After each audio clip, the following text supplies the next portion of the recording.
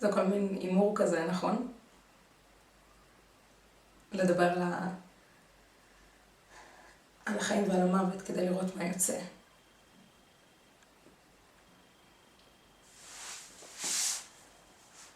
אני בן אדם שקט. אנשים חושבים שאני איזו חירשת אילמת, זאת אומרת, אני רוצה להגיד דברים. אבל קשה לי.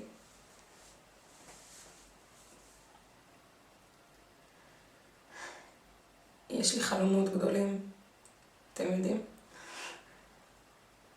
אני רוצה שהחיים שלי יהיו נציצים. הם כל כך אפורים, הכל כל כך שטוח. שום דבר לא מעניין. אני רוצה קסמים וניסים. אני רוצה ששוב פעם יבוא איזשהו ישו, והוא יראה לנו את מה שאנחנו לא רואים.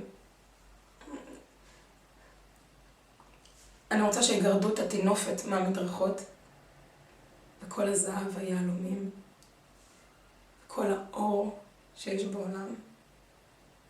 אני רוצה שהוא יצא החוצה.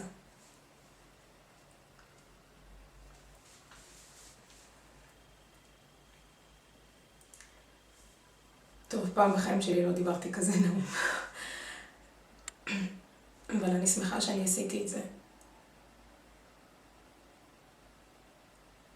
אולי אם אני אצעק מספיק חזק, או משהו כזה, אז משהו יעזור לי לברוח רחוק מכאן.